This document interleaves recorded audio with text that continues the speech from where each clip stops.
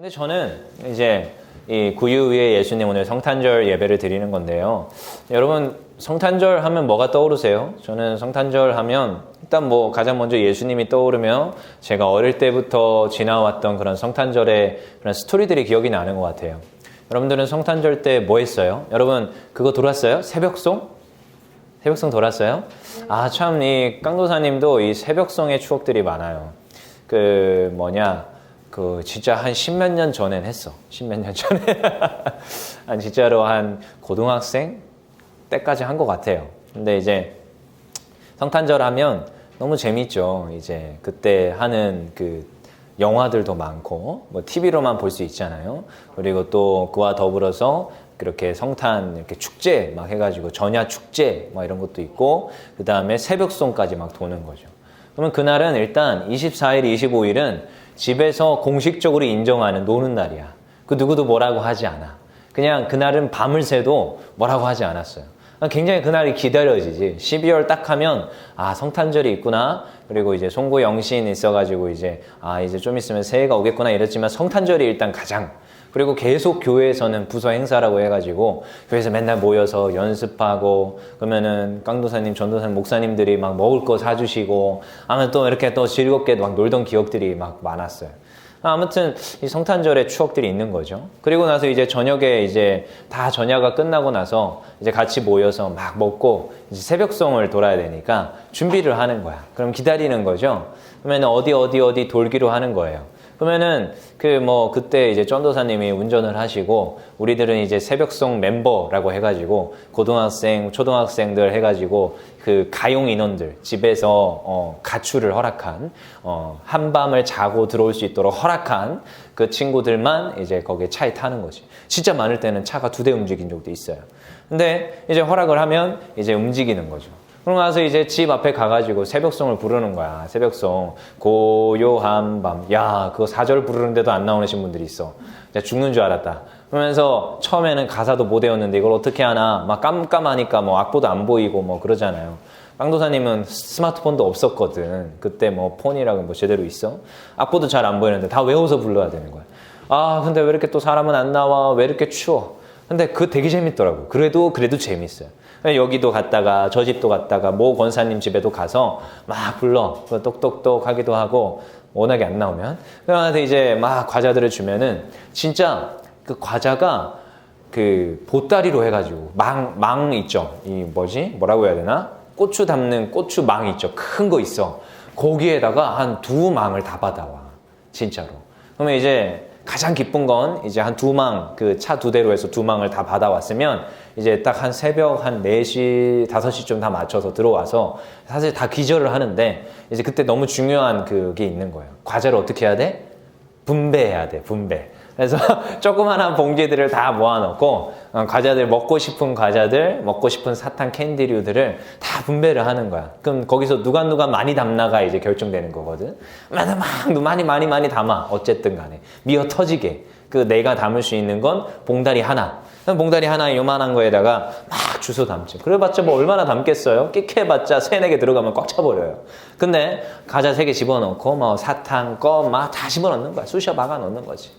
그리고 나서 이제 분배가 끝나면 그제서야 누군가는 가서 이제 TV를 틀고 나홀로 집에를 보는 사람이 있고, 누군가는 기절을 해서 자고 그랬어요.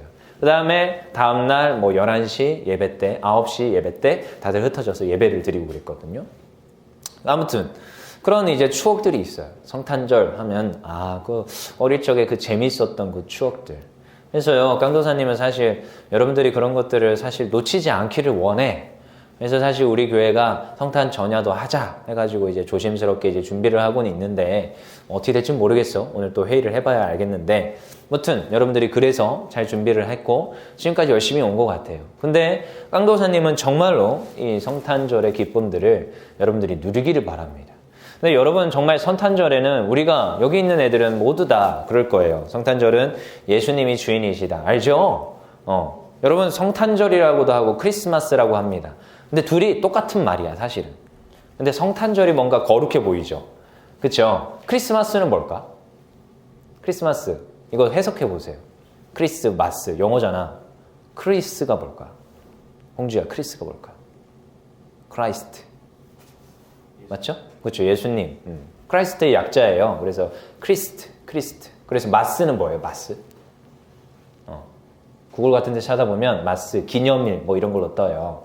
그래서 탄생 기념일 이런 느낌인 거야. 그래서 크리스마스는 예수님의 탄생 기념일이야. 그러니까 뭐 직역하면은 예수님이 태어나신 날을 기념하는 날이죠. 그렇죠? 그리고 그걸 한자로 푸니까 뭐가 돼요? 성탄절이 되는 거야.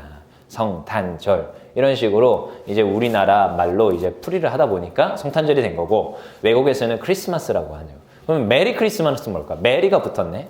성탄을 메리한다. 메리가 뭘까요? 기뻐한다라는 뜻이에요. 기뻐한다, 축하한다. 메리 크리스마스, 여러분들이 밖에 나가서 뭐 가요에서도 메리 크리스마스 하는데, 메리 크리스마스 뭔 말이에요? 사실 그들이 말하는 게 기뻐합니다, 예수님 오심을, 뭐 이런 말이에요. 예수님 탄생을 기뻐합니다. 여러분들이 그냥 인사말로 메리 크리스마스 할 때 예수님 탄생을 기뻐합니다 이러고 있는 거예요, 사실. 그러니까 사실은 이 성탄절의 의미는 예수님이 중점이고 예수님의 태어나심을 우리가 기뻐한다, 그런 뜻입니다. 근데 요즘 이 성탄절 하면 이 검색어 같은 데도 들어가 보고 이런 이제 요즘 핫 이슈 같은 거를 이제 막 찾아보면은 성탄절 하면 예수님이 중점이 아니라 뭐가 중점일까요? 누가 나와 여기서? 만들어진 인물? 시읒티귿 있죠? 시읒티귿. 그 할아버지가 자주 나와. 그리고 그와 더불어서 또 누가 나와? 그 시읒티귿 그 할아버지가 열심히 타고 다니는 누구? 루돌프. 사슴이 그렇게 나오는데, 아무튼 그런 것들을 우리가 자꾸 보게 되고, 우리가 딱 떠오르는 게 이제 성탄 트리 있는데, 성탄 트리도 사실 여러분이 이제 주보에다가 그 기원에 대해서도 적어놨는데, 여러분 그래서 성탄 트리도 어떻게 보면 그런 느낌적으로 또 만들어진 거예요. 우리가 이런 것도 생각해 봐야 돼. 성탄 트리의 의미도 별이 있고 그 아래 막 선물이 있죠. 별이신 하나님께서, 그 찬란하게 비치는 하나님께서 성육신하셔서 이 땅에 선물로 내려오신 게 성탄 트리의 또 의미라는 것도 우리가 잘 생각해 봐야 돼요. 여러 가지가 있는데 여러분 결국 예수님께서, 하나님께서 주인공이신 것이 성탄절의 의미입니다.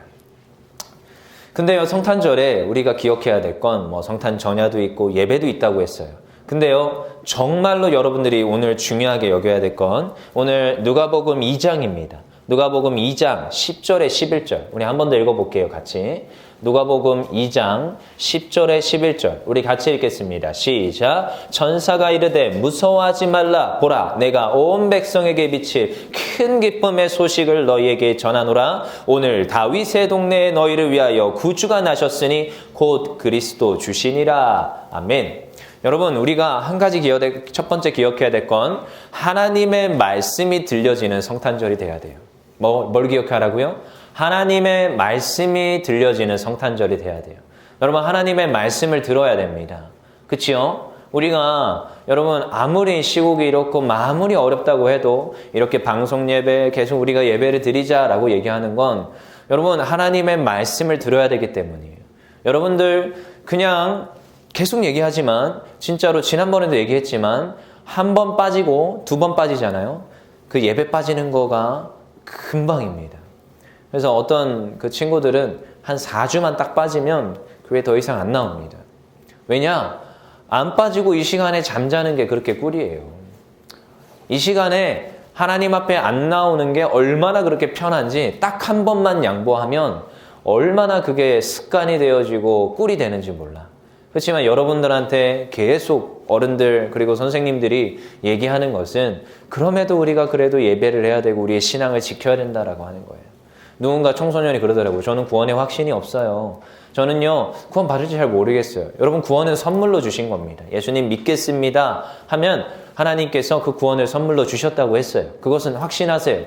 하지만 여러분 그 믿음의 생활은 이어져야 됩니다. 언제까지? 죽을 때까지. 얼마나 그 믿음의 생활을 이어가는 게 어려운지 아십니까? 이제 고등학교 딱 졸업하잖아요. 청년 딱 되고 이제 여러분들에게 프리덤, 자유가 주어집니다. 그러면은 그때 하나님 떠나가는 청년들이 부지기수입니다. 하나님 떠나가도 잘 되는 것 같거든. 아니 뭐 대학교 들어가고 취직 잘 되고 잘 사는 것처럼 보여요. 실제로 그런 인물들이 많지요. 근데 그렇게 하나님 떠나고 시간 다 낭비하고 세상의 것 다 경험하고 결국 나중에 그 허망함들, 헛되다 결국 그 허망한 가운데 다시 돌아오는 경우들을 많이 보게 됩니다. 근데요, 그 아까운 시간들을 어떻게 할 거야? 내가 믿음 생활하지 않고 하나님 앞에 더 기쁨을 누리고 내가 하나님 앞에 더 영광 돌릴 수 있었던 그 시간들과 기회들이 있었는데 다 지나고 나서 돌아왔을 때는요, 좀 많이 늦었어요. 물론 그 늦을 때가 더 오히려 빠를 때일 수 있어요. 그렇지만 그럼에도 불구하고 우리가 신앙을 지켜나가려면 주일 성수는 포기하면 안 돼. 하나님 앞에 예배는 포기하면 안 돼요, 여러분. 여러분, 우리가 성탄절입니다. 말씀을 기억해야 됩니다. 성탄절에는요, 말씀을 기억하셔야 돼요. 하나님의 말씀이 들려지는 성탄절. 제가 어렸을 때 뭐 그렇게 인격적으로 하나님을 만나고 그러지 않았어요. 고2 때나 만났지. 그 이전에는 그냥 습관적으로 성탄절이니까 모이자 하니까 그냥 부서별로 행사 준비하고 예배했어. 근데요, 아직도 기쁨으로, 아직도 즐거움으로 머리에 남아있는 건 그때 그럼으로써 너무나도 즐거웠고 또한 하나님 앞에 예배하는 것은 그냥 했어. 지나고 나서 보니까 그게 내가 기쁨으로 내가 즐거워서 예배는 참여한 게 아니야. 성탄절의 행사가 즐거웠지. 그렇지만 그럼에도 그냥 했어. 근데 지나고 나서 보니까 그게 믿음의 반석이 되어지고 내가 굳건하게 이 신앙을 지켜나갈 수 있는 토대가 돼. 시간이 지나서 보면. 대학생 때 떠나가고 싶지만 그렇지 않아. 왜요? 그때 그 어렸을 때 했던 것들이 하나 두 개 쌓인 거예요. 무엇이? 하나님의 말씀들이. 그래서 여러분 이 성탄절을 맞이할 땐 하나님의 말씀이 들려지는 성탄절이 돼야 됩니다. 할렐루야. 두 번째로 하나님께서 우리에게 무엇을 주셨느냐? 평화를 주셨어요. 평화. 말씀을 듣는 자는 그 마음에 평화가 넘칩니다. 우리 한번 13절, 14절 봅시다. 13절, 14절 읽어볼게요. 같이. 시작. 호련히 수많은 천군이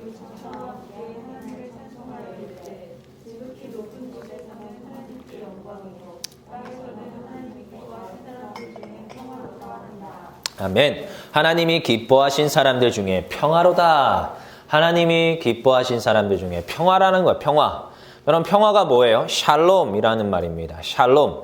근데요, 여러분 가끔씩 누군가가 굉장히 많은 사람들이 그랬던 것 같아요. 옛날부터. 한 5년 전부터도 그랬던 것 같고 군대 갔다고 나서부터 그런 소리 자주 듣는데 깡도사님, 전도사님 왜 그렇게 태연자약하세요? 그러니까 어떤 분들은 변함이 없다 이런 말들을 쓰시고 어떤 분들은 철벽 같다 이런 말도 쓰시고 그냥 어떤 분들은 저한테 그냥 왜 그렇게 항상 해피하냐 항상 그렇게 일관되냐 이런 말들을 해요. 여러분 그거는 다른 게 아니라 하나님의 말씀을 듣는 사람이기 때문이에요. 하나님의 말씀이 들려지면 그 마음은 평안합니다. 여러분 우리가 백지전도라는 게 있는데 나중에 전도 방법인데 여러분들 훈련시 이제 시작하면 다 배우게 될 거예요. 근데 거기서도 복음의 핵심이 있는데요. 여러분 사람들은 두려워하고 불행해요. 그 이유가 무엇이냐? 죽음 때문이에요. 죽음 때문. 하나님 앞에서 에덴 동산에서 죄를 범했는데 너희가 선악과를 먹으면 반드시 뭐하리라? 죽으리라. 그래서 그 죽음 때문에 사람들은 누구나 두려워하고 염려하고 걱정합니다. 아마 지금 현대 시국도 똑같을 거야. 1000명이 넘어가고 내가 언제 어떻게 감염이 될 수 없다라는 그 불안과 그 두려움. 실제로 주중에도 우리 교회 사람들이 검사를 맡아야 된다 이런 소리 들려오면요 깜짝 놀래요. 물론 다 음성 떴습니다. 깜짝 놀래요. 그리고 관련되어 있는 학교에서 확진자가 나왔다. 깜짝 놀라지요. 근데요 아직까지 한 명도 안 나왔어. 근데요 여전히 사람들은 무엇 하느냐? 저도요 솔직히 내심으로는 뭐가 들어오느냐? 두려움이라는 게 들어옵니다. 야 이렇게 하다가 어떻게 되면 어떡하지? 그럼 교회는 어떡하지? 우리 청소년 공동체는 어떡하지? 내가 소속되어 있는 공동체는 어떡하지? 두려웁니다. 근데 여러분 염려한다고 두려움을 가진다고 해결되는 게 있습니까? 내일 일어날 일에 대해서 걱정한다고 여러분 해결되는 게 있습니까? 오늘 걱정한다고? 지금 앞으로 분명히 일은 일어날 거야. 어차피 과거는 과거고 앞에 일들은 어떻게 일어날 겁니다. 근데만 여러분들은 언제를 살아가느냐? 현재를 살아갑니다. 현재. 미래를 살아가는 게 아니라 앞으로 일어날 일들에 아무리 염려해봤자 그 일이 일어날 수도 있고 안 일어날 수도 있습니다. 하지만 깡도사님은 그래도 그럼에도 기도하고 하나님 앞에 부르짖는 건 안 일어나기를 원해서 기도하는 거예요. 하나님 앞에 기도해요. 그치요? 근데요, 여러분 잘 생각해야 됩니다. 하나님의 말씀을 듣고 하나님의 말씀의 확신 속에 거하는 자는 이 마음에 무엇이 있느냐? 두려움이 가득한 게 아니라 평화와 기쁨이 넘치는 겁니다. 누군가는 방구석에서 두려워서 난 밖에도 못 나가. 나는 정말로 아무것도 할 수 없어. 하늘이 무너져 내릴 것 같아. 그러면요, 저는 이런 생각도 해요. 내가 방에 있다가 지진이 나서 지붕이 무너지면 어떡하지? 실제로 이런 생각 해봤어요, 저는.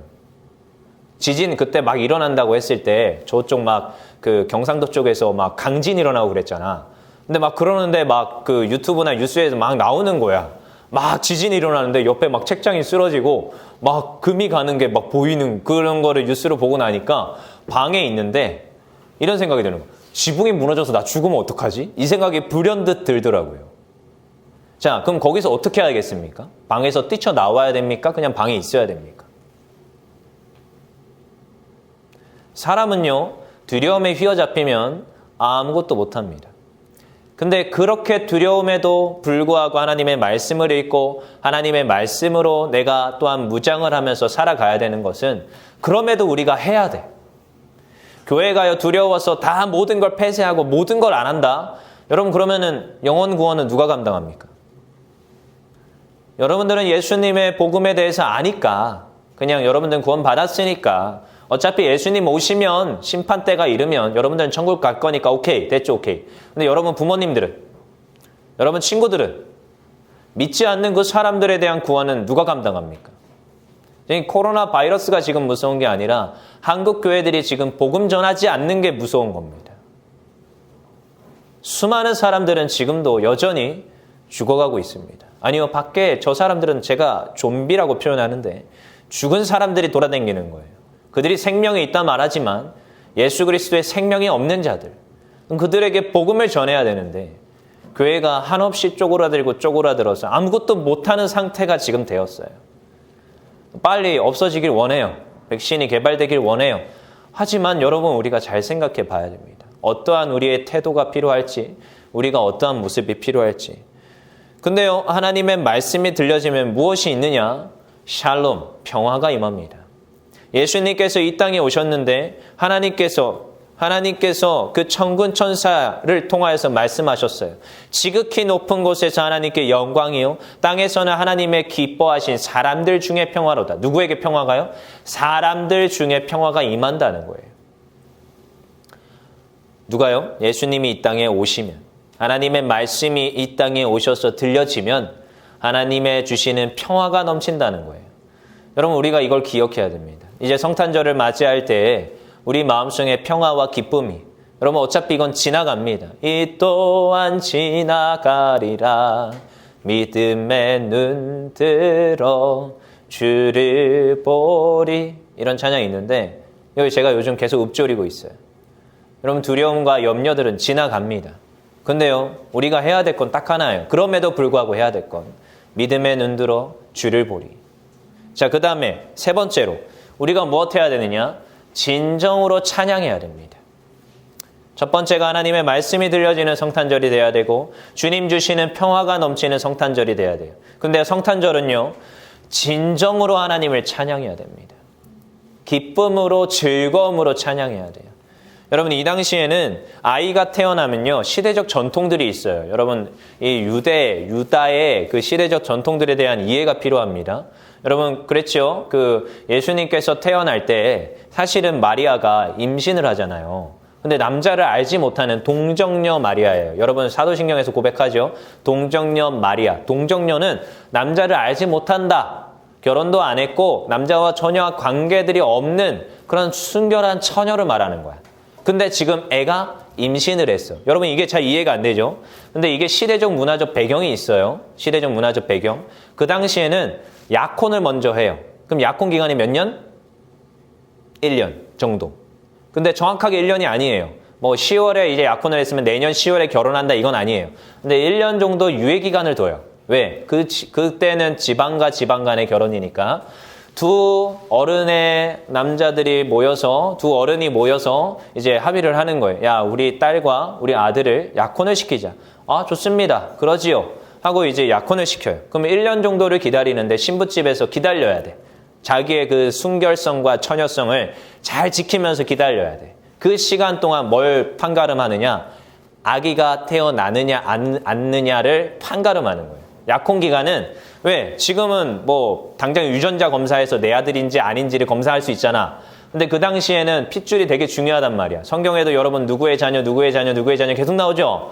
근데 이 핏줄을 검증할 수 있는 방법이 없으니까 애가 태어나는 게 한 10개월에서 9개월 정도가 되니까 그럼 한 1년 정도 유예기간, 약혼기간을 가져서 이 여자가 처녀인지 확실히 알고 결혼하는 거야. 그러니까 이게 시대적 배경이고 결혼 문화라는 거예요. 근데 그때 이제 됐습니다. 우리 딸을 데려가십시오 하면 저쪽에서 딸을 데려가는 게 아니라 아들 쪽 아빠가 누굴 보내느냐? 아들을 보내요. 무엇을? 지창금을 소지를 시켜서. 그래서 뭐 소들을 데리고 간다거나 양들을 데려간다거나 이러한 모습들이 있다는 거죠. 그러면 이렇게 지창금을 가지고 아들이 가요. 누구가 명령해야 돼요? 그 아들의 아빠가 명령을 해야 돼. 이제 1년 정도 됐으니까 너 가서 신부를 맞이해서 데리고 와라. 그럼 지창금을 들고 가서 데리고 오는 거예요. 네, 여러분 그래서 이런 것들을 우리가 개념을 생각해야 되는데 마리아가 갑자기 배가 불렀어요. 약혼 기간에. 이때 어떻게 되는지 알아요? 돌 맞아 죽게 되어 있습니다. 너는 처녀의 순결을 지키지 못한 이 지금 약혼 기간에 배가 불러왔으니까 언제 어떻게 배가 불러왔는지 모르지만 약혼을 했는데 배가 불러왔으니까 죽게 되어 있어요. 그러니까 돌 맞아 죽어야 되는 거예요. 그래서 사실 그때 뭐 요셉이 뭐 조용히 자기만 알고 끊고자 하여 이런 내용들이 그런 결혼적 문화가 있다라는 겁니다. 근데 여러분 아기가 태어나면 또 결혼적 문화가 있었어요. 아기가 태어나면 온 동네 식구들이 함께 모여서 찬양하고 즐거워해주는 풍습이 있었어요. 온 동네 식구들이 같이 모여서 같이 즐거워하고 같이 기뻐해줘요. 근데 그러지 못하는 거예요. 왜요? 지금 이 결혼적 문화적 상태에서 약혼하는 기간에 애가 들어서 버렸기 때문에 결혼 지금 승낙해가지고 지창금을 가지고 온 게 아니에요. 지금 데리고 온 게 아니라 지금 몰래 도망간 거예요. 그치요? 그래서 지금 그 가운데 있었기 때문에 그런 엄청난 축복과 축하를 할 수 없는 상태였어요. 근데 그래 버리니까 누가 와서 같이 축하해주고 즐거워합니까? 들에 있던 목자들이 그리고 천사들이 와서 함께 기뻐해주고 찬양하는 거예요. 어떻게 해요? 14절에 지극히 높은 곳에서는 하나님께 영광이요 땅에서는 하나님이 기뻐하신 사람들 중에 평화로다. 여기도 순서가 있어요. 첫 번째는 누구를 찬양해요? 지극히 높은 곳에서의 그 하나님께 영광을 드러냅니다. 성탄절은 그 예수님을 먼저 기뻐하고 그 성탄절은 하나님을 먼저 기뻐하는 날이에요. 그래서 여러분 그래서 잘 생각해야 됩니다. 성탄절을 왜 우리가 이렇게 지키는 것인가? 여러분 저는 성탄전야 축제라는 명명을 쓰는데 저는 성탄전야 예배라고 생각합니다. 전야 때부터 시작하여서 예배가 진행되는 거야. 우리가 뭐 하느냐? 예수님이 오심을 몸으로 우리의 목소리로 우리가 가진 것들로 애써서 찬양하고 기뻐하는 거야. 왜? 누가 태어났으니까? 예수님이 태어났으니까. 일주 전인가? 일주 전에 유네스코의 연등회가 유네스코 문화재로 등재됐대요. 여러분 고2들 잘 생각하세요. 이거 다음 한국사에 나올 수도 있어. 유네스코 아무튼 유네스코 문화재 이런 거 나와요. 실제로 한국사에. 깡도사님 한국사 자격증이 있습니다. 근데 아무튼 그 유네스코 문화재로 연등회가 됐대. 근데 그런 거 보면서 씁쓸한 거야. 씁쓸한 거. 우린 성탄절을 더 기뻐해야 되는데. 야, 저기는 연등회도 저렇게 거대하게 해가지고 유네스코 문화재로 등재를 시키는데. 야, 우리는 이 성탄절의 의미들을 퇴색하고 산타 할아버지가 더 검색이 많이 되는 시대를 살아가고 이 성탄절이라고 하면서 이제 모든 교회들이 이 성탄절을 기뻐할 수 없는 그런 상태에 놓여 있는 지금 현재 그런 체제들과 그런 여러 가지 상황들 속에서 안타까움이 있는 거죠. 그렇지만 여러분 잊지 말기 바랍니다. 성탄절은 누구를 기뻐하고 찬양하는 날이냐? 하나님, 지극히 높으신 곳에서의 그 하나님. 근데 그 보좌를 버리고 어디로 오셨어요? 우리를 위해서 이 땅에 오신 그 예수님을 우리가 기뻐하는 날이에요. 그리고 누구와 함께? 그 뒤에 나오지요. 그 사람들, 하나님이 기뻐하신 사람들 중에 평화로다. 이 땅에 오신 그 목적은요, 우리에게 무엇을 주시냐? 샬롬과 평화를 주시고자 오셨어요. 그래서 우리는 사람들과 함께 기뻐해야 돼요. 우리 가족 공동체와 함께 기뻐해야 돼요. 그리고 특별히 우리 자녀들의 어머니, 아버지들과 함께 또한 기뻐해야 됩니다. 그래서 우리가 성탄절의 의미들을 한 번 더 생각하고, 내가 이 성탄절에 하나님의 말씀을 가까이 하고, 또한 내가 하나님의 그 말씀대로 평화와 그 샬롬 가운데 거하며 내가 하나님을 진정으로 찬양해야겠구나. 이러한 결단들을 하기를 원합니다.